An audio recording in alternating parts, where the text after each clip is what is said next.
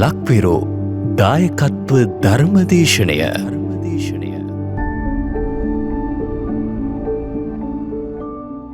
සාදු සාදු සාදු නමස්කාර වේවා බුදුරුවනට සැමදා බුදු හිමි සරණ යමි.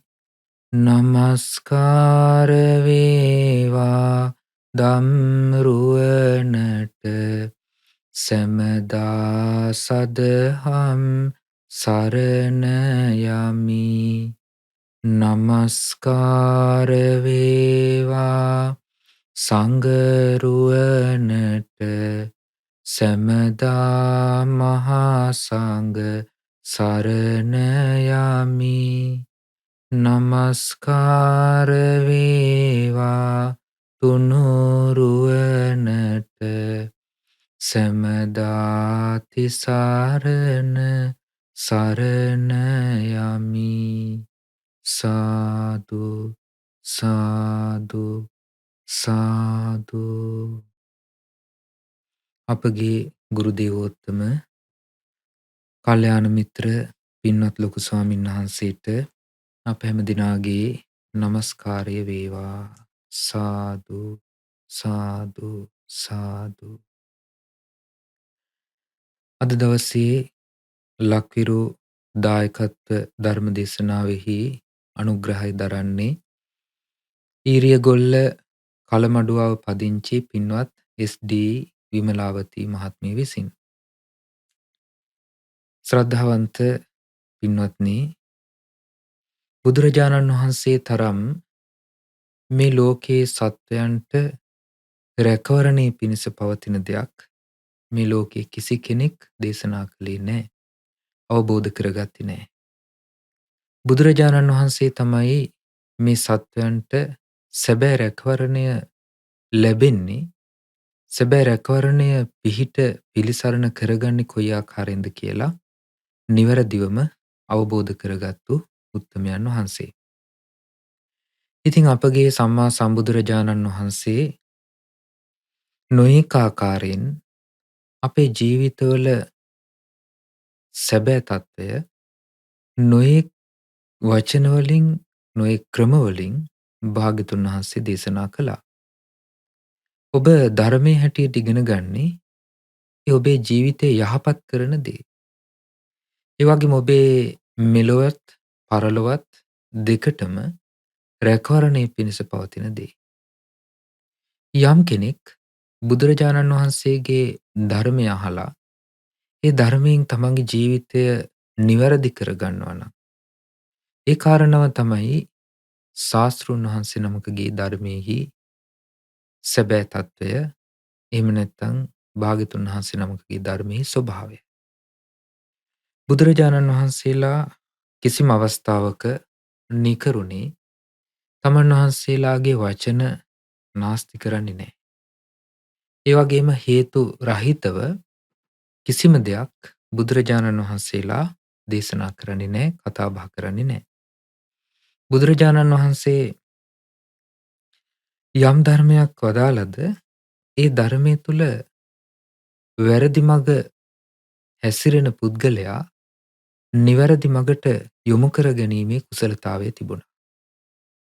ඒ නිසා අතීතයේ හිටපු මේ මහා පින්වන්ත පිරිස බුදුරජාණන් වහන්සේගේ ධර්මය අහලා තමන්ගේ ජීවිතයේ වැරදි අඩුපාඩු සකස් කරගෙන නිවැරදි ජීවිත සකස් කරගත්තා, ඇති කරගත්තා. බුදුරජාණන් වහන්සේ පෙන්වලා දුන්නා සැබෑවටම නිවැරදි විදිහට තමන්ගේ ජීවිතය සකස් කරගන්න තමන් තුළ උපදවාගත යුතු කරුණු මොනවද කියලා. තමන් තුළ පිහිටුවාගත යුතු කරුණු මොනවද කියලා. බුදුරජාණන් වහන්සේලා කිසිම අවස්ථාවක ඒ නිවැරදි මාර්ගයෙන් තොරව ලෝකයේ මුලාවට පත්වෙන ආකාරයේ වචනයක් ප්‍රකාශ කරන්නේ නැහැ. ඒ විශ්වාසය තිබෙන්නට ඕනේ ධර්මය අහන ශ්‍රාවකින්ට. ඒ බුදුරජාණන් වහන්සේගේ අවබෝධය පිළිබඳව ඇති කරගත්තු ශ්‍රද්ධාව. ඒකට කියනවා ශ්‍රද්ධා ලාභය කියලා. සද්ධාති තථාගතස්ස බෝධින්. බුදුරජාණන් වහන්සේලාගේ අවබෝධය අදහා ගැනීම, පිළිගැනීම. ඒ භාග්‍යතුන් වහන්සේගේ අවබෝධය ගැන වැටහීමක් නැත්තම් තමයි කෙනෙක් ඒ තමන්ට හිතුන විදිහට ඒ ධර්මය වෙනස් කරගෙන තමන්ට ගැළපෙන විදිහට ඒ ධර්මයට ඕනේ අර්ථය නැතුව තමන්ට ගැළපෙන විදිහට අර්ථ හදාගන්න. ඒ බුදුරජාණන් වහන්සේ කෙරෙහි ශ්‍රද්ධාව නැති බව. බුදුරජාණන් වහන්සේ කෙරෙහි ප්‍රසාදය තියෙන කෙනා භාග්‍යතුන් වහන්සේ වදාළ විදිහට තමන්ගේ ජීවිතය පුරුදු කරනවා. භාග්‍යතුන් වහන්සේ වදාළ විදිහට තමන්ගේ ජීවිතය නිවැරදි කරගන්නවා. ඒ නිසා අපි අද මේ කාලය තුලදී ඉගෙන ගන්නට බලාපොරොත්තු වෙන්නේ බුදුරජාණන් වහන්සේ කොහොමද මේ අපේ ජීවිතය නිවැරදි කරගන්නේ කියන කරුණ ගැන වදාළ දහම් කරුණු ටිකක් ඉගෙන ගන්න. එක්තරා අවස්ථාවක බුදුරජාණන් වහන්සේ වැඩ සිටිය තැනට පැමිණෙනවා අජිත කියලා පරිබ්‍රාජකයෙක්. ඒ කාලේ නොයෙක් ආගම් අදහාගෙන හිටපු පිරිස් හිටියනේ ලෝකේ. ඒ කියන්නේ නොයෙක් විදිහට එක එක දෘෂ්ටි දරාගෙන නොයෙක් ආකාරයේ මතවාද දරාගෙන ඒවා ප්‍රකාශ කරගෙන ගියපු පිරිස් හිටියා. ඉතින් ඒ අය අතර හිටපු ඒ අජිත කියන පරිබ්‍රාජකයා බුදුරජාණන් වහන්සේ ළඟට පැමිණිලා නොයෙක් ආකාරයේ පිළිසඳර කතා බහ සුවද කතා බහේදීලා භාග්‍යතුන් වහන්සේ වැඩ සිටිය තැන එක පැත්තකින් වාඩි වුණා. ඉතින් ඒ වාඩි වුණ අජිත පරිබ්‍රාජකයා බුදුරජාණන් වහන්සේට මෙන්න මෙහෙම ප්‍රකාශයක් කරනවා. භවත් ගෞතමයන් වහන්සේ අපේ ඉන්නවා එක අපිත් එක්ක එකටම වාසය කරන සබ්‍රහ්මචාරීන් වහන්සේ නමක්. පින්වත්නි සබ්‍රහ්මචාරී කියලා කියන්නේ එකට හිටින පිරිස. ඒ කියන්නේ එකට වාසය කරන එක ගුරුවරයෙක්ගේ එක ශාස්තෘවරයෙක්ගේ වචනේ පිළි අරගෙන ඊට අනුව කටයුතු කරන පිරිසට කියනවා සබ්‍රහ්මචාරී. එතකොට මේ අජිත් පරිබ්‍රාජකයා කියනවා භවත් ගෞතමයන් වහන්සේ අපගේ එක සබ්‍රහ්මචාරී කෙනෙක් හිටියා. ඉතින් ඔහුට පුළුවන් වුණා සිතිවිලි 500ක් සිතන්න. ඒ කියන්නේ හොඳ කරුණු කියන දේවල් ඒ කියන්නේ කාරණා විදිහට කරුණු 500ක් හිතා ගන්න පුළුවන් වුණා. ඒ වගේම මේ 500 කරුණු 500 තුලින් අන්‍යාගමික පිරිසට ගරහලා ඒ වගේම නිඳා කරලා ඒ වගේම චෝදනා කරලා ඒ අනිත් ආගම් අදහන අයට දොස් නගලා ඒ විදිහට ඒ අයව පීඩාවට පත් කළා, නිග්‍රහ කළා. ඉතින් ඒ නිග්‍රහ ලැබූ බවත් අපි දන්නවා කියලා දැන් මේ ප්‍රකාශයක් කළා බුදුරජාණන් වහන්සේ ඉස්සරහදී. දැන් ඔබ මේක මේ විදිහට තේරුම් ගන්නකෝ. දැන් සමහර අය මේ ලෝකේ ඉන්නවනේ තමන්ගේ මතය ප්‍රකාශ කරමින් අනිත් අයගේ අදහස් වලට නිନ୍ଦා පහස කරලා අනිත් අයගේ මතවාද නිග්‍රහ කරලා ඒ අයව පීඩාවට පත් කරනවා. ඉතින් මේ අජිත පරිබ්‍රාජකයා එක්ක හිටපු ඒ මේ කරුණු 500 හිතා ගන්න පුළුවන් වෙච්චි ඒ පරිබ්‍රාජකයා ඒක තමයි කළේ. අන්‍යාගමික පිරිස, අන්‍ය තීර්ථක පිරිස වාදයෙන් නිග්‍රහ කරලා ඒ අය පීඩාවට පත් කරලා ඒ අයගේ තිබිච්ච බලය නැති කළා. ඒ වෙලාවේදී බුදුරජාණන් වහන්සේ ඒ පරිබ්‍රාජකයට අජිත පරිබ්‍රාජකයට උත්තර දෙන්න ගියේ නැහැ. බුදුරජාණන් වහන්සේ කළේ භික්ෂුන් වහන්සේලා එතන හිටියා. ඒ භික්ෂුන් වහන්සේලා ආමන්ත්‍රණය කරලා ප්‍රශ්නයක් එහෙම නැත්නම් යම් කාරණාවක් බුදුරජාණන් වහන්සේ දේශනා කරනවා.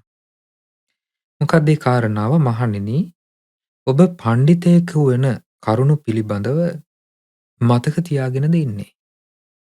නුවණැත්තෙක් බවට පඬිතෙක් බවට පත් වෙන කාරණා දරාගෙනද ඉන්නේ කියලා භික්ෂුන් වහන්සේලාගෙන් විමසුවා. දැන් මේ ලෝකයේ සමහර කියන්නේ බොහෝ පිරිස් හිතාගෙන ඉන්නේ තමන් නුවණැති, තමන් පණ්ඩිතයි, තමන් තමයි සියල්ල දන්නේ, තමන්ට තමයි සියල්ල වැටහෙන්නේ කියලා. එතකොට ඒ අය කරන්නේ තමන්ගේ මතය ඉස්මතු කරලා, තමන්ගේ දෘෂ්ටි ඉස්මතු කරලා, ධර්මයේ වේවා අධර්මයේ වේවා අනිත් දේවල් යටපත් කරගෙන තමන්ට තැනක් හදාගන්න කල්පනා කිරීම. එතකොට මේක තමයි ලෝකයේ සාමාන්‍ය ස්වභාවය.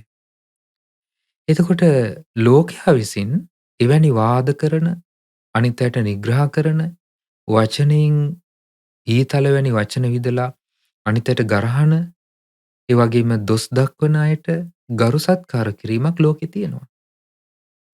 ඒක බුද්ධ කාලෙත් තිබිච්ච දෙයක්. වර්තමාන ලෝකෙත් තියෙන දෙයක්.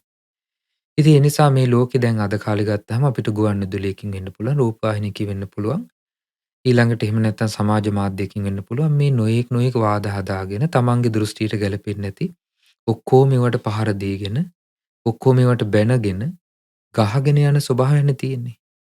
ඉතින් මේක තමයි අතීතයේත් මේ විදිහටම තිබුණා. ඒ කියන්නේ බුද්ධ කාලෙත් ඒ විදිහට ඒ කාරණාව තිබුණා. ඉතින් මේ අජිත පරිබ්‍රාජකයා ඇවිල්ලා ওই කාරණාව වගේ කාරණාවක් තමයි කිව්වේ. ඒ කිව්වට පස්සේ බුදුරජාණන් වහන්සේ අජිතට උත්තර දෙන්න ගියේ නැහැ. මොකද එයාට උත්තර දීලා වැඩක් නැති නිසා භාග්‍යතුන් වහන්සේ භික්ෂුන් වහන්සේලාගෙන් විමසනවා පඬිතෙක් වෙන සැබෑවටම නුවණැත්තෙක් වෙන කාරණා පිළිබඳව ඔබ දැනගෙන තියෙන්නේ මතක තියාගෙන තියෙන්නේ කියලා ඇහුවා. ඉතින් භික්ෂුන් වහන්සේලා පිළිතුරු දුන්නා භාග්‍යතුන් වහන්සේ මේට කාලයයි. සුගතයන් වහන්සේ මේට කාලයයි. භාග්‍යතුන් වහන්සේ මේ පිළිබඳව යම්කිසි කාරණාවක් දේශනා කරනවා නම් භික්ෂුන් වහන්සේලා විදිහට අපි ඒව අහලා මතක තබා ගන්නම් දරා ගන්නම් කියලා භාග්‍යතුන් වහන්සේට පිළිතුරු දුන්නා. ඊළඟට බුදුරජාණන් වහන්සේ වදාලා එසේනම් මහණෙනි හොඳට අහන්න සාදුකම් මනසිකරෝහි හොඳට මෙනෙහි කරන්න භාසිස්සාමීති. දැන් මම ඔබට කියලා දෙන්නම් නුවණැත්තන්ගේ ස්වභාවය ගැන. එතකොට බුදුරජාණන් වහන්සේයින් පසුව ඒ භික්ෂුන් වහන්සේලාට ඒ නුවණැත්තෙක් බවට පත්වෙන කරුණු ගැන භාග්‍යතුන් වහන්සේ මේ විදිහට දේශනා කරනවා. මේ ලෝකේ පවතින දෙයක් ගැනයි භාග්‍යතුන් වහන්සේ ඊළඟට පැහැදිලි කරන්නේ. භාග්‍යතුන් වහන්සේ වදාළ මෙහිලා ඇතම් කෙනෙක් අධාර්මික වාදයේ දැඩි නිග්‍රහයකට ලක් කරනවා. බලවත්ව පෙළනවා. ඉකරුණෙන් අධාර්මික පිරිස සතුටු කරවනවා.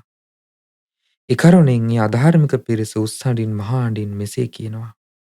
බවත්නි සැබැවින්ම පඬිතෙක්නි. බවත්නි ඒකාන්තයෙන් පඬිතෙක්නි කියලා අර උස්සහඬින් මහා හඬින් ප්‍රකාශයක් කරනවා. කවුරු ගැනද?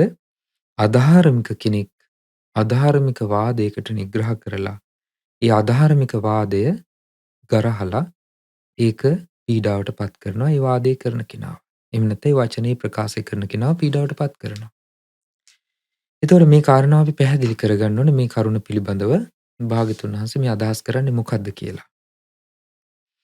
පින්වත්නි මෙතන බුදුරජාණන් වහන්සේ අදහස් කරන්නේ මේ ලෝකෙ තියෙනවා නොයෙක් දෘෂ්ටි, නොයෙක් මතවාද. ඒවා ධර්මානුකූල නැහැ.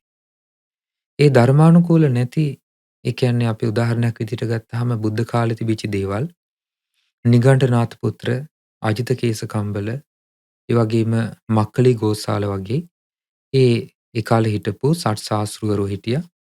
ඒ වගේම නොයෙක් දෘෂ්ටි දරාගෙන ඔබ අහලා ඇති බ්‍රහ්මජාල සූත්‍රය වගේ දේශනාවල නොයෙක් ආකාරයේ දෘෂ්ටි දරාගෙන නොයෙක් පිරිස හිටියා. එතකොට මේ පිරිස නොයෙක් වාද මතු කරගෙන වචනය හොඳට පාවිච්චි කරන්න දක්ෂකම් තිබුණ අයට. වචනය නැමැති ආයුධය කැමති විදිහට වචනේ ලස්සනට හසුරුවීමේ හැකියාව තිබුණා. ඒ අයට ධර්මය නෙමෙයි මතු කරන්න ඕනේ. දරාගෙන ඉන්නේ අධාර්මික මතයක්.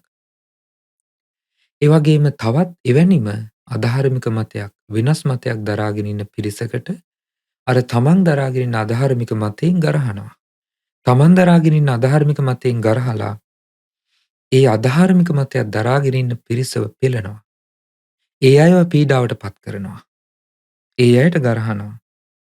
එතකොට අර මුලින් කියපු අධාර්මික මතය එහෙම නැත්නම් ඒ වාදය කරපු කෙනා, ඒ දෘෂ්ටි ප්‍රකාශ කරපු කෙනා ඇසුරු කරගත් යම් පිරිසක් ඉන්නවා.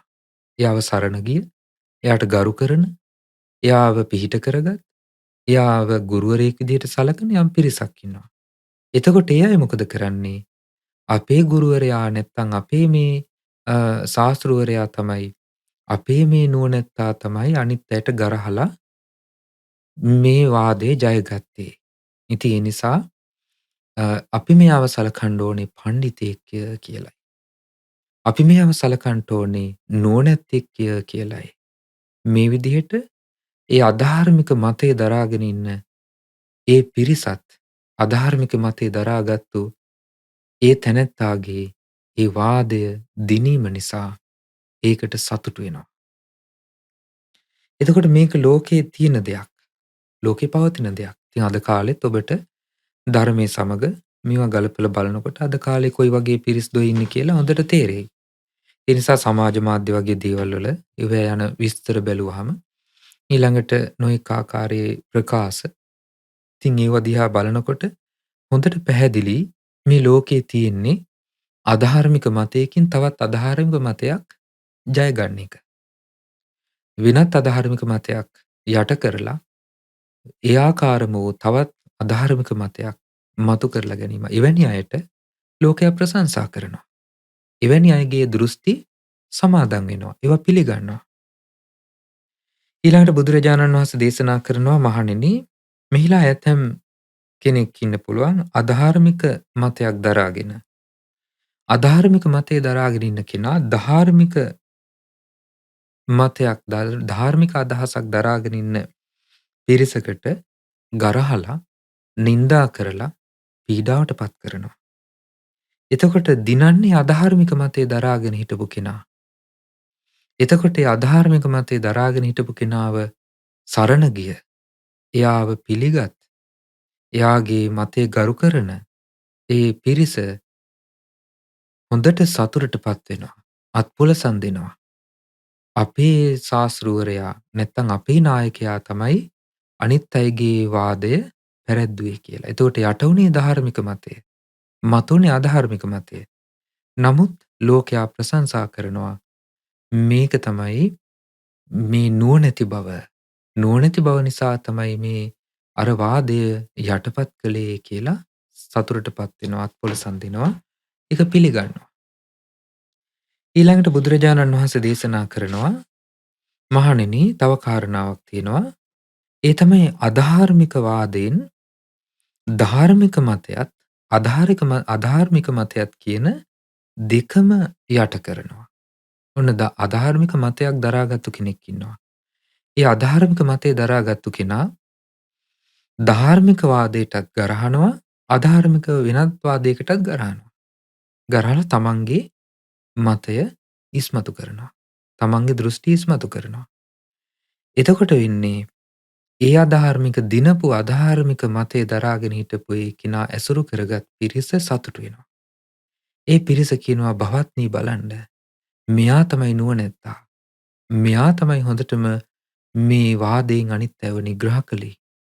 මෙයා තමයි මේක මේ විදිහට නුවණැති විදිහට කටයුතු කළේ කියලා අධාර්මික වාදයට ප්‍රශංසා කරනවා. ඒ දිනුවේ අධාර්මික වාදේනේ. ඒක තමයි අනිත් කාරණාව. ඊළඟට බුදුරජාණන් වහන්සේ දේශනා කරනවා තවත් දෙයක් මේ ලෝකේ තියෙනවා. ඒ තමයි ධාර්මික මතයක් දරාගෙන ඉන්න කෙනෙක් ඉන්නවා. ඒ ධාර්මික මතය දරාගෙන ඉන්න කෙනා ධාර්මික වාදයටත් ගරහනවා, අධාර්මික වාදයටත් ගරහනවා. ඒ වගේ දේකුත් ලෝකේ තියෙන්න පුළුවන්. එතකොට ධාර්මිකව ලෝකේ සත්‍ය වූ දෙයක් පිළි අරගත්තු කෙනෙක් ඒ ධාර්මික වාදයෙන් තවත් ධාර්මික කරුණකට ගැරහීම ගරහලා ඒ දේ යටපත් කිරීම. ඒ වගේම අධාර්මික දේටත් ගරහලා යටපත් කිරීම. ඒ වර්තමාන ලෝකයේ සමහර අය වගේ අදහස් ප්‍රකාශ කරනවා. තමන් හැබැයි හොඳ දෙයක් මතක තියාගෙන ඉන්නවා, දරාගෙන ඉන්නවා, පිළිගන්නවා.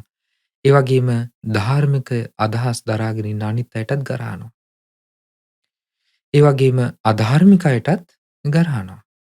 එතකොට එයා ඒ ධාර්මික වාදයේ ධාර්මික අදහස දරාගෙන හිටපු එයාව ඇසුරු කරගත් එයාගේ යහළු මිත්‍රයන්, එයාගේ හිතවතුන්, ඒ වගේම එයා ගුරු කොටගත් අනිත් පිරිස එයාට ප්‍රශංසා කරනවා භවත්නි බලන්න මෙයා නුවණැත්තෙක්. ඔන්න මොලේ තියෙන අය කරන දේ කියලා ප්‍රශංසා කරනවා. හැබැයි එයා ධාර්මිකවාදයටත් ගැරහුවා, ධාර්මික අදහස් වලටත් ගැරහුවා, අධාර්මික අදහස් වලටත් නිඳා කළා. ඊළඟට තියෙනවා භාග්‍යතුන් වහන්සේ දේශනා කරන ධාර්මික අදහස් දරාගෙන ඉන්න කෙනෙක් ඉන්නවා. එයා ධාර්මික වාදයට ගරහනවා. අධාර්මික දේවල් වලට ගරහන්නේ නැහැ. ලෝකෙ හිම දෙයක්ත් තියෙන්න පුළුවන්. ධාර්මිකව තමන් අදහස් නොයෙක් යහපත් අදහස් දරාගෙන ලෝකයේ යහපත්තේ සම්මත දේවල් එවැනි වූ යහපත් දෙයක් දරාගෙන ලෝකයේ තවත් යහපත් දෙයක් දරාගෙන ඉන්න පිරිසට ගරහනවා. ඒ වගේ දේකුත් වෙන්න පුළුවන්. එතකොට එයාව ඇසුරු කරගත් එයාගේ පිරිස ප්‍රකාශ කරනවා භවත්නි ඒකාන්තයෙන්ම අපේ නායකයා තමයි නුවණැත්තා, පණ්ඩිතයා කියලා එයාට ප්‍රශංසා කරනවා. ප්‍රශංසා ලැබෙනවා. ඊළඟට බුදුරජාණන් වහන්සේ දේශනා කරනවා මහණෙනි මෙන්න මේ විදිහට මේ ලෝකයේ අධාර්මයත් ධර්මයත් අධාර්මික වාදයත් ධාර්මික වාදයත් ඒ අවස්ථානුකූලව ගරහලා නින්දා කරලා ඒ වගේම ඒ යම් කෙනෙක් ජය ගන්නවද ඒ ජය ගන්න පිරිස තමයි ප්‍රශංසා ලබන්නේ. ජය ගන්න පිරිස තමයි ඒ විදිහට මේ පණ්ඩිතයෙක් කියලා ලෝකේ සම්මත බවට පත් වෙන්නේ. ඉතින් මේ ලෝකේ පවතින ස්වභාවයක් විදිහට බුදුරජාණන් වහන්සේ දේශනා කළා. ඒ විදිහට දේශනා කරලා භාග්‍යතුන් වහන්සේ පෙන්වලා දෙනවා ලස්සන දහම් කරුණක්. දැන් අර අජිත මෙතෙන්ට වෙලා මේක අහගෙන ඉන්නවා. ඉතින් ඒ අජිත කියපු කාරණා මුල් කරගෙන තමයි බුදුරජාණන් වහන්සේ මේ කරුණ විග්‍රහ කරන්න පටන් ගත්තේ ආරම්භ කළේ. එතකොට මේ ලෝකේ කොහොමද මේ අධර්මයත් අයහපතත් ධර්මයත් යහපතත් ඒ වගේ මේ කරුණු පිළිබඳව දැනගන්නේ. බුදුරජාණන් වහන්සේ අදලා මහණෙනි අධර්මයත් අයහපතත් දත යුත්තේය. ධර්මයත් යහපතත් දත යුත්තේය. ඒ වගේම අධර්මයත් අයහපතත් දැන ධර්මයත් යහපතත් දැන යම්සේ ධර්මයේ වේද යම්සේ යහපත වේද එය පිළිපැදිය යුත්තේය. මේ තමයි මේ දහම් කරුණේ ප්‍රධාන අර්ථය, ප්‍රධාන මාතෘකාව.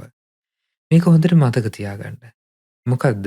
ලෝකයේ අධර්මයත් අයහපතත් නිවැරදිවම දැනගත යුතුයි මේ ලෝකයේ යහපත කැමති ශ්‍රාවකයා.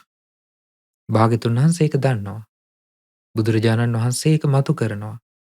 ඊළඟට ලෝකේ තියෙන ධර්මයත් යහපතත් අධර්මයත් අයහපතත් ධර්මයත් යහපතත් ඒ වගේම අධර්මයත් අයහපතත් දැන ධර්මයත් යහපතත් දැන යම්සේ ධර්මයේ වේද යම්සේ යහපත වේද එය පිළිපැදිය යුත්තේය.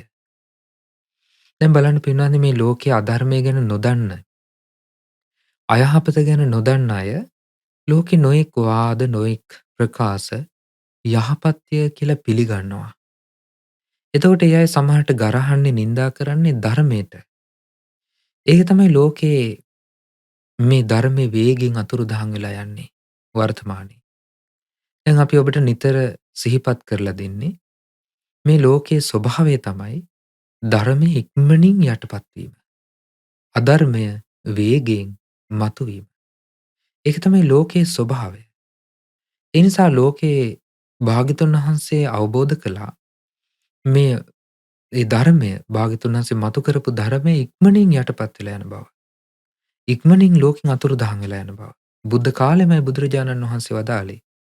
මහා කස්සප මහ රහතන් වහන්සේට ඒ වගේම තවත් නොයෙක් ස්වාමීන් වහන්සේලා විමසපු අවස්ථාවලදී මෞලිය පග්ගුණ ස්වාමීන් වහන්සේ වගේ.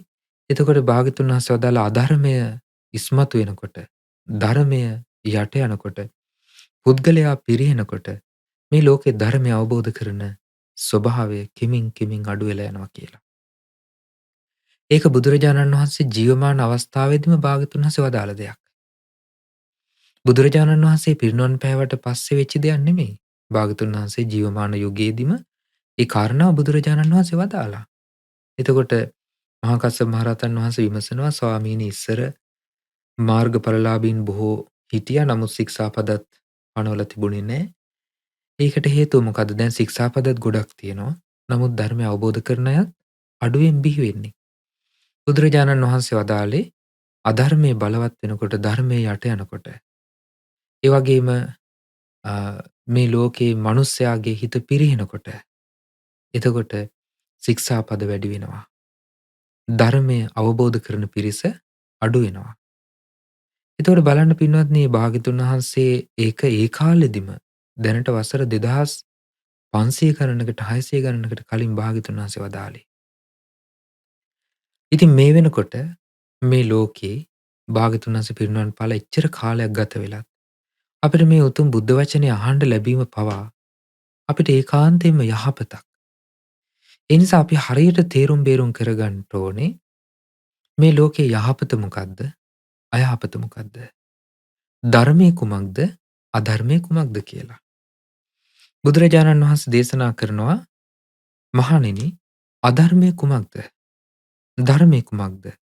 අයහපත කුමක්ද? යහපත කුමක්ද? මහණෙනි වැරදි දෘෂ්ටිය අධර්මයයි. නිවැරදි දෘෂ්ටිය ධර්මයයි. වැරදි දෘෂ්ටිය නිසාවෙන් නොඒක ආකාරයේ පාපී අකුසල් දහම් හටගනීද. මෙය අයහපතයි. නිවැරදි දෘෂ්ටිය නිසාවෙන් නොඒක ආකාරයේ කුසල් දහම් දියුණු වීමෙන් පරිපූර්ණ වී යයිද මෙය යහපතයි. දැන් බලන්න යහපත අයහපත සිද්ධ වෙන්න නම් එයාගේ දෘෂ්ටිය නිවැරදි හෝ වැරදි හෝ වෙන්න ඕනේ. යහපත සිද්ධ වෙන්න දෘෂ්ටිය නිවැරදි වෙන්න ඕනේ. අයහපත වෙන්න නම් දෘෂ්ටිය වැරදි වෙන්න ඕනේ.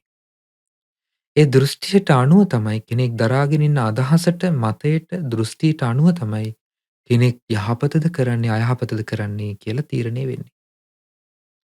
දැන් බලන්න මේ ලෝකේ ඔබ හිතලා බලන්න බොහෝ දෙනා තමන්ට යහපත කරගන්න පිරිසද අයහපත කරගන්න පිරිසද. බොහෝ දෙනෙක් කරගන්නේ තමන්ට අයහපත. අයහපත කුමක්ද? ප්‍රාණඝාතය, සොරකම, කාමමිත්‍යාචාරය මේ ආදී දස අකුසල් අයහපතයි. ඒ වගේම යම් කිසි ආකාරයක යහපතක් වෙනවා නම් ඔහුට තියෙන්නේ නිවැරදි විශ්වාසයක්, නිවැරදි පිළිගැනීමක්. එතකොට ලෝකේ නොඑක ආකාරයේ දෘෂ්ටි නිසා ඒ පුද්ගලයන් නොඑක ආකාරයේ දෘෂ්ටි මුල් කරගෙන නොඑක් විදිහට පාපී දේවල් කරනවා. හැබැයි ඒ අය දන්නේ නැහැ තමන් කරන්නේ පාපී දෙයක් කියලා. තමන් කරන්නේ මේ අයහපත් දෙයක් කියලා ඔවුන්ට තේරුමක් නැහැ. ඔවුන් හිතනවා තමන්ගේ දෘෂ්ටියට ගලපමින් බලනවා. තමන්ගේ මතයට තමන්ගේ අදහසට ගලපමින් බලනවා. තමන් කරන දේ හරි වැරදි බව. දෘෂ්ටියට ගැලපෙන්නේ නැත්නම් ඒක නිවැරදි වුණත් ඔවුන් ඒක බැහැර කරලා දානවා. සමහරට ධර්මයේ වෙන්න පුළුවන්. ඔවුන් බැහැර කරනවා. ඒ වගේම අධර්මයේ පිළිගන්නවා. ඉතින් මේ වගේ දැන් අපි හිතමු කෙනෙක් බෞද්ධ වුණා කියලා උපතින් බෞද්ධ වුණා කියලා කෙනෙකුට මේ දෘෂ්ටිය වැරදි නිවැරදි බව නිවැරදි වෙන්නේ නැහැ. ඒ වගේම කෙනෙක් උපැන්න සහතිකේ වෙන්න පුළුවන්. එහෙම නැත්නම් කෙනෙක් බෞද්ධ වුණ පමණින් මව්පියන් බෞද්ධ වුණ පමණින් ඒ විදිහට කෙනෙකුගේ නිවැරදි කල්පනාව නිවැරදි අදහස නිවැරදි දෘෂ්ටිය උපදින්නේ නැහැ. නිවැරදි දෘෂ්ටිය උපදින නම් නිවැරදි වූ ආකල්පයක් නිවැරදි වූ ධර්මයක් ශ්‍රවණය කරන්න ලැබෙන්න ඕනේ. ඒක බෞද්ධ වුණා කියලා විතරක් ලැබෙන දෙයක් නෙමෙයි. නුවණ තියෙන කෙනෙකුට ලැබෙන දෙයක්. දැන් බුදුරජාණන් වහන්සේ වැඩ හිටපු කාලේ භාග්‍යතුන් වහන්සේ හමුවට පැමිණුණේ පින්වත්නි බෞද්ධ පිරිස නෙමෙයි. ඒ කාලේ නොයෙක් මතවාද අදහස් දරාගෙන හිටපු පිරිස. එක් අවස්ථාවක බුදුරජාණන් වහන්සේ පොට්ටපාද කියන පරිබ්‍රාජකයා යම් කිසි ප්‍රශ්නයක් අහපු වෙලාවක භාග්‍යතුන් වහන්සේ ඒ පරිබ්‍රාජකයාට දහම් කරුණෙන් ධර්මාවාද කරනවා. ඒ කරුණ පැහැදිලි කරනවා. ඒ කරුණ පැහැදිලි කරද්දී ඒ පොට්ටපාද පරිබ්‍රාජකයා ඒ කරුණ පිළිගන්නවා. එතනින් භාග්‍යතුන් වහන්සේ වැඩම කළාට පස්සේ එතන හිටපු අනිත් පරිබ්‍රාජකයෝ ටික ඒ පොට්ටපාද පරිබ්‍රාජකයාට බනින්න පටන් ගත්තා. නුඹ කිසිම ප්‍රකාශයක් කරන්නේ නැතුව ඔය ශ්‍රමණ ගෞතමයෝ කියපු ඔක්කොම ඔළුව වනවනා පිළිගත්ත නේද කියලා. එතකොට පොට්ටපාද පරිබ්‍රාජකයා කියනවා භවත්නි, ශ්‍රමණ ගෞතමයන් වහන්සේ කරුණු සහිතව යම් දෙයක් කියද්දී කොහොමද ඒක නිවැරදි බව දැන දැනම මම ඒක පිළි නොගෙන ඉන්නේ? මං වගේ නුවණැත්තෙක් ඒක පිළි නොගෙන ඉන්නේ කොහොමද? ඉතින් එහෙම කිව්වට ඒ පරිබ්‍රාජක පිරිස පිළිගත්තේ නැහැ. ඒ අය දොස් කිව්වා, බැන්නා, නිග්‍රහ කළා. ඊට පස්සේ කාලෙක තව පරිබ්‍රාජකයෙක් සමග පොටපාද පරිබ්‍රාජකයා ගිහිල්ලා බුදුරජාණන් වහන්සේට මේ කාරණාව කියනවා. ස්වාමීනි, මෙහෙම දෙයක් වුණා. භාග්‍යතුන් වහන්සේ වැඩලා ටික වෙලාවකින් මට ඔක්කොම වට කරගෙන බනින්න පටන් ගත්තා. ඉතින් මම කිව්වා මේ විදිහට, මම නුවණැත්තෙක් විදිහට කොහොමද මං ඒ කරුණු සහිතව භවත් ගෞතමයන් වහන්සේ කරුණු දක්වද්දී මම ඒක පිළි නොගෙන ඉන්නේ. ඉතින් නුවණැත්තෙකුට කරන්න බෑනේ ඒක පිළි නොගැනීම කියලා. නමුත් ඒ අය පිළිගත්තේ නැහැ. මට ඒකට නින්දා කරා කිව්වා. ඉතින් බුදුරජාණන් වහන්සේ වදාළා, ඔතන හිටපු ඒ කිසි කෙනෙකුට නුවණසක් නැහැ. ඔතන හිටපු අහගෙන හිටපු කිසි කෙනෙකුට ප්‍රඥාවක් නැහැ. ඔය පිරිස හරියට අන්ධයෝ පෝලිමක් වගේ. අන්ධයෝ පෝලිමේ මුලින් ඉන්න කෙනත් අන්ධෙක්, අන්තිමට යන කෙනත් අන්ධෙක්. ඒ වගේ තමයි ඔය පිරිසත්. ඒ නිසා යම් කෙනෙක් හේතු සහිතව, කරුණු සහිතව ධර්මයේ මතු කරද්දී ඒක පිළි නොගැනීම කියන දේ ඒ කෙනාගේ දෘෂ්ටියයි. ඉතින් ඒ නිසා ඒ දෘෂ්ටියට ගැලපෙන්නේ නැත්නම් කරුණු සහිතව කියද්දී, තමන්ගේ දෘෂ්ටියට ගැලපෙන්නේ නැත්නම් තමන් ඒක ප්‍රතික්ෂේප කරනවා. ඉතින් ලෝකේ වාදය හටගන්නේ ඔතනින්. බුදුරජාණන් වහන්සේ දේශනා කරනවා පුප්ප සූත්‍රයේදී, මහණෙනි, මම ලෝකයා සමග වාදයට යන්නේ නැහැ. ලෝක සත්වයා තමයි මා සමග වාදයට පැමිණෙන්නේ.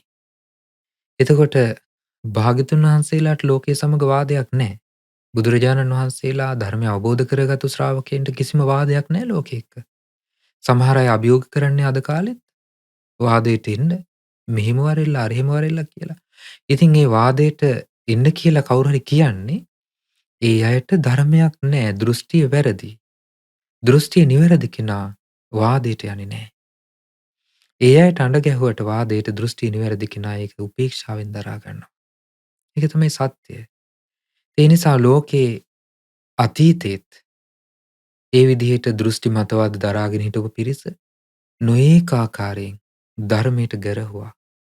ධර්මය දහම් කරුණු ප්‍රකාශ කරන්න නොහැකි, අපි හිතමු යම් කරුණකින් ධර්මය මතු කරන්න යම් කෙනෙකුට වියක්ත බවක් නැහැ කියලා. එතකොට සමහරට කට මුකරිකම තියෙන පමණින් ඒ කට මුකරිකම මුල් කරගෙන තමන්ගේ දෘෂ්ටියට ගැලපෙන වචන කියලා ධර්මය ගරහලා, ධර්මයට ගරහලා ඒ ධර්මානුකූලව අදහස දරාගෙන ඉන්න පිරිසට නිග්‍රහ කරලා, අපහාස කරලා ඒ පිරිස යට කරනවා. එහෙම කරා කියලා ලෝකෙන් ධර්මය අතුරුදහන් වෙන්නේ නැහැ. ධර්මය හැමදාම ලෝකයේ ශ්‍රේෂ්ඨ තැනම තියෙනවා. නමුත් අධර්මවාදීන් බලවත් වෙනවා. ඒ අධර්මවාදීන් බලවත් වෙන එක කාලෙන් කාලෙට භාග්‍යතුන් වහන්සේගේ ධර්මය මතු කරන්න පින් ඇති අය මේ ලෝකේ පහළ වුණ අතීතේ. ශාස්ත්‍රඥ වහන්සේගේ බුද්ධ වචනේ මතු කරලා ඒ ධර්මයේ ලෝකේ බොහෝ කාලයක් පවතින විදිහට ඒ ධර්මයේ පිහිටවන්න සුදුසු හැකියාව තියෙන පිරිස කාලෙන් කාලට ලෝකෙ මතු වුණා. ඉතින් ඒ නිසා ලෝකයේ අදටත් අපිට ඒ ධර්මය ඉගෙන ගන්න, දැන කියා ගන්න අවස්ථාවක්, අවබෝධ කරගන්න අවස්ථාවක් ලැබිලා තියෙනවා. ඉතින් ඒ නිසා බුදුරජාණන් වහන්සේ දේශනා කරනවා, අධර්මය මතුවෙන්නේ වැරදි දෘෂ්ටියෙන්. තමන් දරාගෙන ඉන්න දෘෂ්ටියෙන්. මේ ලෝකේ සත්වයා කැරකි කැරකී යන දෘෂ්ටියක් බුදුරජාණන් වහන්සේ දේශනා කළා. ඒ දෘෂ්ටිය තමයි පින්වත්නි සක්කාය දිට්ඨිය. සක්කාය දෘෂ්ටිය. ඒ කියන්නේ සක්කාය දෘෂ්ටිය කියලා කියන්නේ මේ පංච උපාදානස්කන්ධයට අයිති දේවල් ආත්ම වශයෙන්, ස්ථිර වූ දෙයක් වශයෙන්, ස්ථිර පැවැත්මක් සහිත දෙයක් වශයෙන් කොහෙන් හරි කරකිලා ගිහිලා පිළිගන්නවා. ඒතර මේක ඊටාම සියුම් දෙයක්. බුදුරජාණන් වහන්සේ දේශනා කළා මේක ඊටාම සියුම් දෙයක්. ඒ සියුම් බව කොච්චරද කියලා කියන්නේ සක්කාය දිට්ඨිය දුරු කිරීම. භාග්‍යතුන් වහන්සේ එක් අවස්ථාවක දේශනා කරනවා. ලිච්ඡවි කුමාරවරු ඈත තිබෙන අඹ පොකුරු වලට දුර තියා විදිනවා ඊතල වලින්. ඒ අඹ පොකුරම බිමට වැටෙන්න. ඒක දැකලා ආනන්ද ස්වාමීන් වහන්සේ ඇවිල්ලා බුදුරජාණන් වහන්සේට ප්‍රකාශ කළා. ස්වාමීනි, අර ලිච්ඡවි කුමාරවරු හරීම දක්ෂයි. හරිම නිපුණයි. ඒ අය දුර තියා එක අඹ නැට්ටේ තියෙන අඹ පොකුරේ අඹ නැට්ටට විදිනවා. ඒ අඹ පොකුරම බිමට වැටෙන්න. එතකොට බුදුරජාණන් වහන්සේ අහනවා ආනන්ද ස්වාමීන් වහන්සේගෙන්, "ආනන්දය, ඕක ලේසි වැඩක්. මේක කොයිතරම් අමාරු දෙයක්ද කියලා බලන්න" කිව්වා. අස්සලෝමයක් අරගෙන ඒ අස්සලෝමය 7කට පලලා, ඒ 7කට පලපු අස්සලෝමයකම කොටසකින් දුර තියා විදිනවා 7ට පලපු අස්සලෝම කොටසට තුඩෙන් තුඩ වදින්න. එතකොට මේක ලේසි දෙයක්ද අමාරු දෙයක්ද කියලා ඇහුවා. ස්වාමීනි, ඒක ඊටාම අමාරු දෙයක්. ඒක ඊටාම සියුම් දෙයක්. ඊටාම දක්ෂ ලෙස කළ යුතු දෙයක්. එතකොට බුදුරජාණන් වහන්සේ වදාලා, "ආනන්දය, මේ සක්කාය දිට්ඨිය දුරු කරන එක, මේ ජීවිතය පිළිබඳ යථාර්ථය විනිවිද දකින එක ඊටත් වඩා සියුම් දෙයක්. නුවණැත්තන් විසින් දැක යුතු දෙයක්. ඒ වගේම ඊටාම සියුම් වූ නිපුණ වූ දෙයක්." බලන්න එතකොට බුදුරජාණන් වහන්සේ මේ ජීවිත අවබෝධය කොයිතරම් සියුම් දෙයක් වශයෙන්ද දැක්කේ. ඒ වගේම තමන්ගේ වැටහීම, තමන් දරාගන්න දෘෂ්ටිය නිවැරදි කරගන්න ආකාරය කොයිතරම් කල්පනාවෙන් ඉවසීමෙන් සියුම්ව කළ යුතු දෙයක් වශයෙන්ද භාග්‍යවතුන් වහන්සේ අවබෝධ කරගත්තේ. ඉතින් ඒ නිසා මේ ලෝකයේ පුද්ගලයා බොහෝ සෙයින් ඇලිලා ගැලිලා ගිහිල්ලා තියෙන්නේ සක්කාය දිට්ඨියට, ආත්ම දෘෂ්ටියට. ඒ සක්කාය දිට්ඨියෙන්, ආත්ම දෘෂ්ටියෙන් තමයි තමන් අහන දකින ලෝකය පිළිගන්න සූදානම් වෙන්නේ.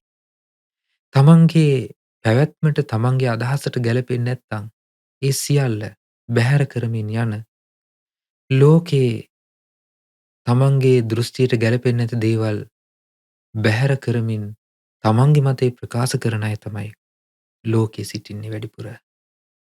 ශාස්තෘන් වහන්සේ තමයි, බුදුරජාණන් වහන්සේ තමයි නිවැරදි අදහස, නිවැරදි මතය ලෝකෙට ප්‍රකාශ කළේ. ඒ මොකද්ද නිවැරදි මතය, නිවැරදි අදහස? සම්මා දිට්ඨිය. හේතුඵල දහමින් සකස් වෙන ජීවිතයක්. අනිත්‍ය වූ ධර්මතාවයට අයිති ජීවිතයක්. දුක් වූ අනාත්ම වූ ධර්මතාවයට අයිති බවක්.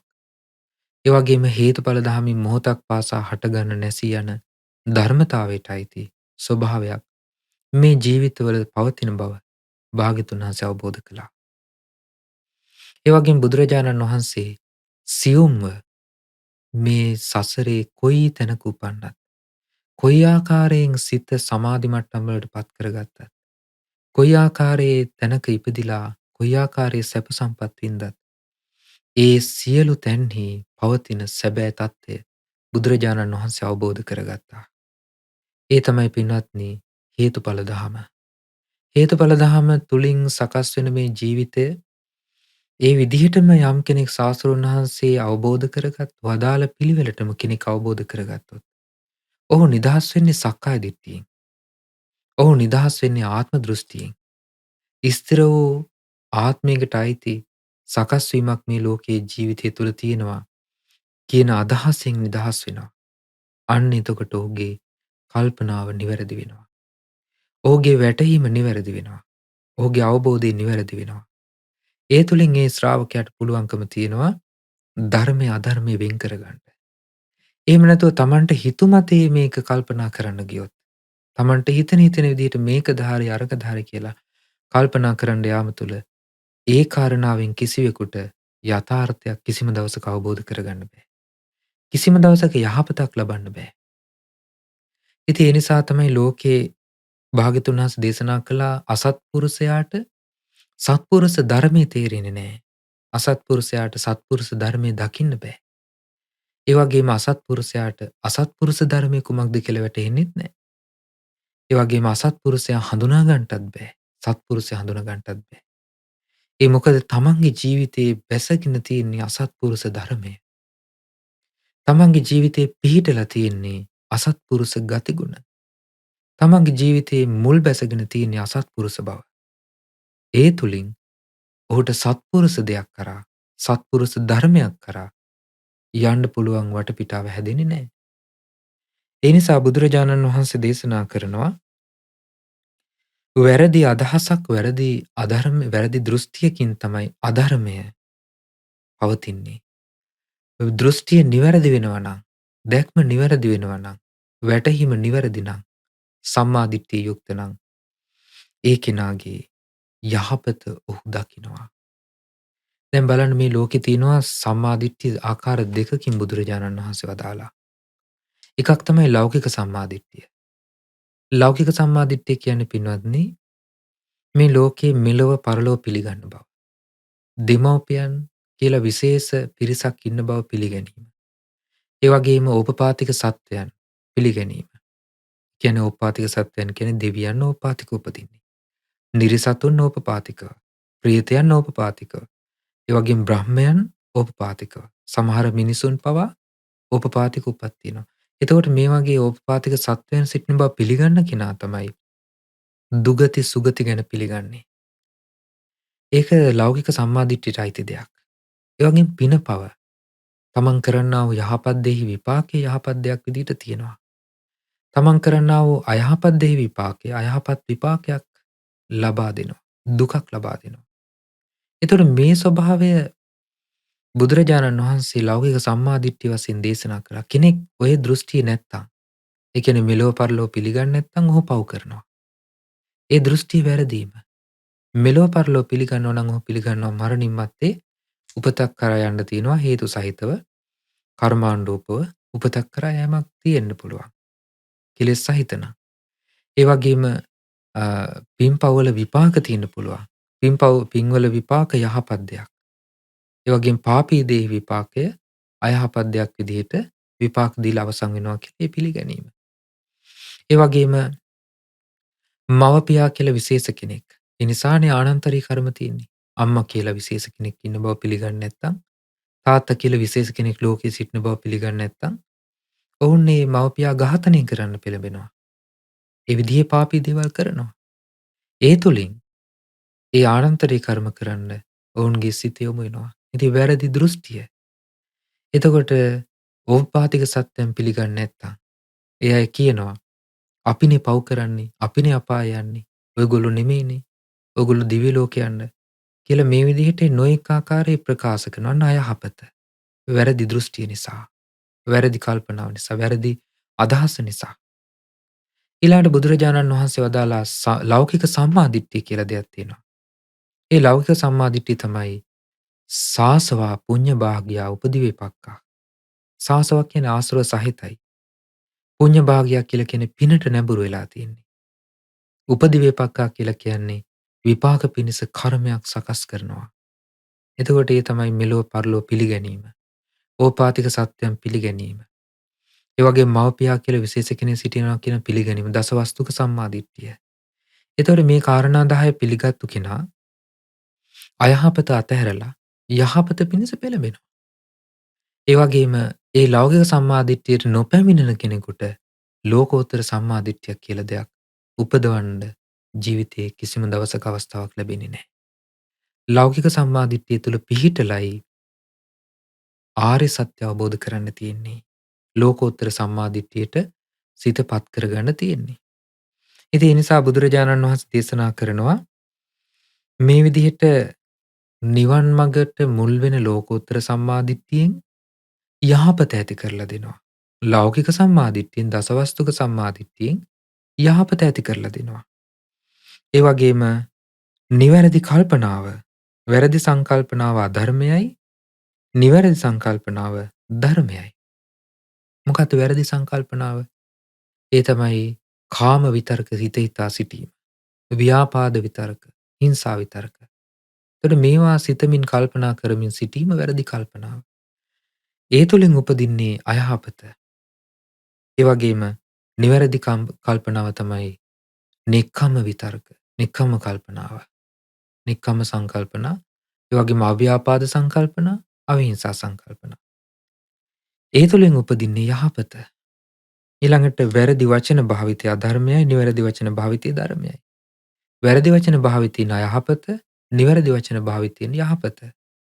වැරදි වචන භාවිතය තමයි බොරු කීම, කේලාම් කීම, පරුස වචන, හිස් වචන ආදිය. ඒ වගේම නිවැරදි වචන තමයි බොරු කීමෙන් වැළකීම, කේලාම් කීමෙන් වැළකීම, පරුස වචන කීමෙන් වැළකීම, හිස් වචන කීමෙන් වැළකීම. ඒක යහපත. ඊළඟට වැරදි කායික ක්‍රියාව අධර්මයයි. නිවැරදි කායික ක්‍රියාව ධර්මයයි. කාම මිත්‍යාචාරය, බොරු ඊළඟට අ සොරකම, ප්‍රාණඝාතය. ඒතර මේවා වැරදි කායික ක්‍රියාව, අධර්මය. ඒ තුලින් උපදිනවා අයහපත. ඒ වගේම නිවැරදි කායික ක්‍රියාව ධර්මයයි. ඒ තුලින් උපදිනවා යහපත. ඊළඟට වැරදි ජීවිකාව අධර්මයයි. නිවැරදි ජීවිත පැවැත්ම සම්මා ආජීවය ධර්මයයි. ඒ වගේම මිච්ඡා වායාමය අධර්මයයි. සම්මා වායාමය ධර්මයයි. ඒ වගේම සම්මා සතිය ධර්මයයි.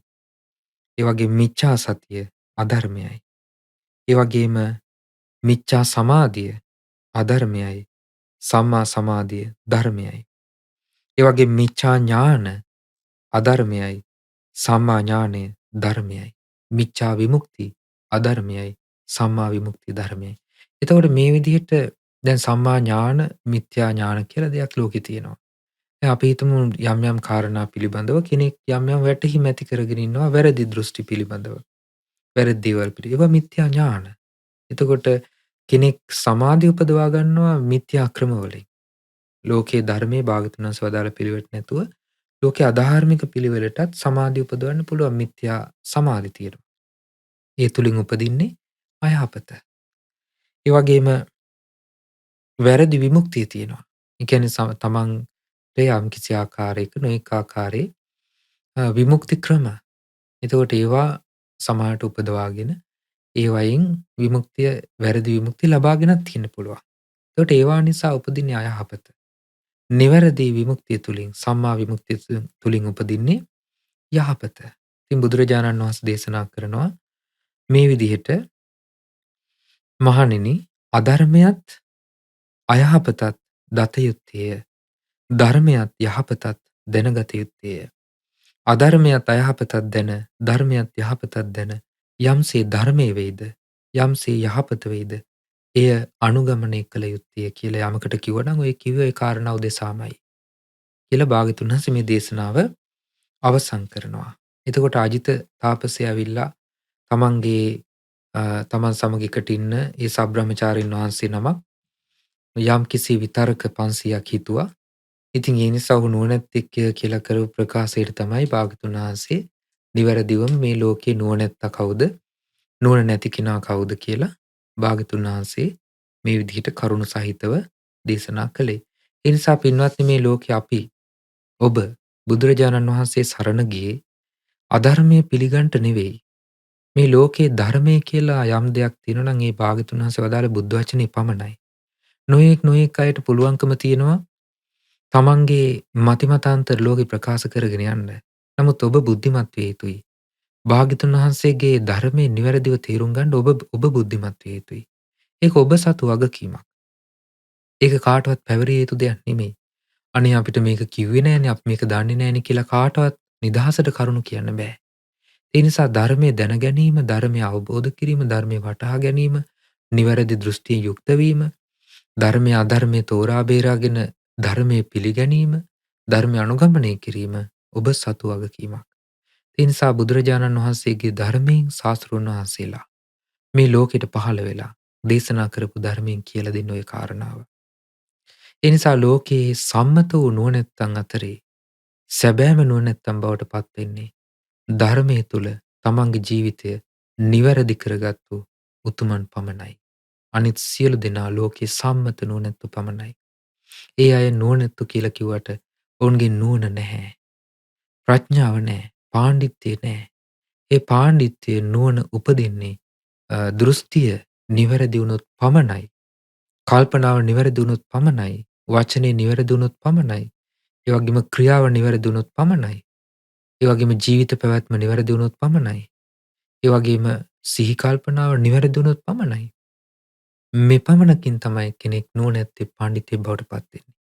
ඒ නිසා නුවණැත්තෝ පඬිතයෝ කියලා කියන්නේ ලෝකේ තාම දුර්ලභ පිරිසක්.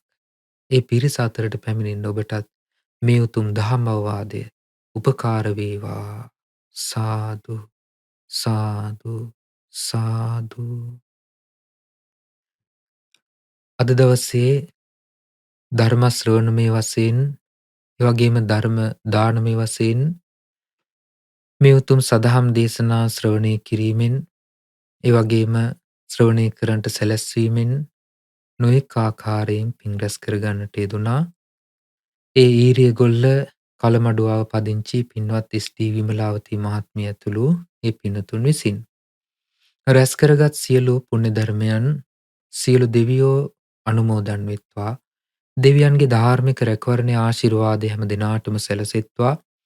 සියලු දෙවියෝ උතුම් ධර්ම අවබෝධයෙන් සසර දුකින් අත මිදෙත්වා. ඒ වගේම කල්යාණ මිත්‍ර ගුරු දේවෝත්තම පින්වත් ලොකු ස්වාමීන් වහන්සේට මේ සියලු පින් අනුමෝදන් වෙත්වා. නිදුක් වේවා නිරෝගී වේවා සුවපත් වේවා චිරජීවනයේ ලබත්වා. උතුම් ධර්ම අවබෝධයේ පිණිස මේ සියලු පින් උපකාර වේවා. ඒ වගේම අද දවසේ දායකත්වයේ දරන එස්.ඩී. විමලාවතී මහත්මිය ඇතුළේ පින්වතුන් නමින් මේ පරලෝකීය සියලු ඥාතීන්ට මේ පින් අනුමෝදන් වෙත්වා. ඒ අයගේ පරලොව ජීවිත සුවපත් වේවා සැපවත් වේවා. වහවහා සසර දුකින් අත මිදෙන්නට මේ රැස් කළ පින උපකාර වේවා. ඒ වගේම දැනට අසනීප තත්ත්වයෙන් පසුවන විමලාවතී මෑණියන්ට නිදුක් නිරෝගී සුවපත් භාවයේ පිණිසත් ඒ වගේම සුජීවත්ව සිටින ගුණසේන ස්වාමි පුරුෂයාට ඒ වගේම කුසුමලතා මෑණියන්ට හේරත් මැණිකේ මෑණියන්ට ජයතිලක පියාණන්ට රුවන් හේරත් රෝෂිනී හේරත් කියන දෙපළට ඒ ඇතුළු පවුලේ සියලු දෙනාට නිදුක් නිරෝගී සුවපත් භාවයේ දීර්ඝායුෂ ප්‍රාර්ථනා කරනවා. ඒ හැම දිනාටම සියලු යහපත සැලසේවා. උතුම් ධර්ම අවබෝධයේ පිණිස මේ සියලු පින උපකාර වේවා.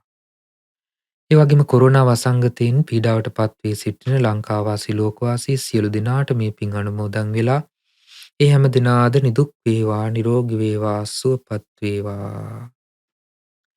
දායකත්වයේ දරූ සියලු පින්වතුන්ටත් ඒ පවුල්වල සියලු දෙනාටත් ධර්ම ශ්‍රවණය කළ ඔබ සියලු දෙනාටමත් ඒ වගේම මහමෙවුනා වාසී සියලු මහා සංඝරත්නයට ගෞතම බුදු සසුනේ පිළිවෙත් පුරන සිල් ගුණදම් වඩන සියලු මහා සංඝරත්නයට අනගාരികා මෑණියන් වහන්සේලාට පැවිදි අපේක්ෂක දූ දරුවන්ටත් ශ්‍රද්ධා කාර්ය මණ්ඩලයේ සියලු දෙනාටත් ඒ වගේම ශ්‍රද්ධා මාසික ධර්ම දාන සමාජිකත්වයේ දරන සියලු පින්වතුන්ටත් මේ පින් අනුමෝදන් වෙත්වා.